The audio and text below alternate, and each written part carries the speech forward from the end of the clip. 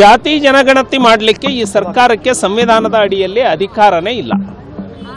ಜಾತಿ ಜನಗಣತಿ ಮಾಡಲಿಕ್ಕೆ ಕೇವಲ ಕೇಂದ್ರ ಸರ್ಕಾರಕ್ಕೆ ಇರೋದು.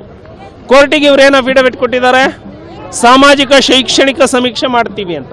ಮತ್ತೆ ಜಾತಿ ಕಾಲಂ ಯಾಕೆ ಹಾಕಿದ್ದೀರಿ? ಇಲ್ಲದೆ ಇರೋ ಜಾತಿಗಳನ್ನು ಯಾಕೆ ಸೃಷ್ಟಿ ಮಾಡಿದ್ದೀರಿ? ನೂರಾರು ಜಾತಿಗಳನ್ನು, ಇಲ್ಲದೆ ಇರೋ ಜಾತಿಗಳನ್ನು ಸೃಷ್ಟಿ ಮಾಡಿ ಸಮಾಜವನ್ನು ಒಡೆಯುವಂತಹ ಕೆಲಸವನ್ನ ಈ ಸರ್ಕಾರ ನಿರಂತರವಾಗಿ ಮಾಡ್ತಾ ಇದೆ. ಇವರಿಗೆ ರಾಜ್ಯದ ಅಭಿವೃದ್ಧಿಗಿಂತ ಭವಿಷ್ಯಕ್ಕಿಂತ ಇವರಿಗೆ ತಮ್ಮ ರಾಜಕಾರಣನೇ ಮುಖ್ಯ ಆಗಿದೆ.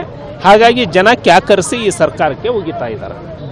ಜಾತಿ ನಡುವೆ, ಊರುಗಳ ನಡುವೆ, ಸಮಾಜಗಳ ನಡುವೆ, ಧರ್ಮಗಳ ನಡುವೆ ಬ್ರಿಟಿಷರು ಏನು ಒಳೆದು ಆಳುವ ನೀತಿ ಇತ್ತಲ್ಲ, ಬ್ರಿಟಿಷರು ಈ ದೇಶವನ್ನು ಬಿಟ್ಟು ಹೋಗುವಾಗ ಅದನ್ನು ಸಂರಕ್ಷಣೆ ಮಾಡಿ ಅಂತ ಹೇಳಿ ಪೂರ್ಣ ಜವಾಬ್ದಾರಿ ಯಾರಿಗಾರ ಕೊಟ್ಟೋಗಿದ್ದಾರೆ ಅಂದ್ರೆ ಅದು ಈ ಕಾಂಗ್ರೆಸ್ಸಿಗೆ. ಹಾಗಾಗಿ ಬ್ರಿಟಿಷರ ಇದನ್ನ ಪರಬಾರೆ ತಗೊಂಡವ್ರ ರೀತಿ ಇವರು ಒಳೆದು ಆಳ್ತಾ ಇದ್ದಾರೆ. ಇದನ್ನ ಜನ ಕ್ಷಮಿಸೋದಿಲ್ಲ.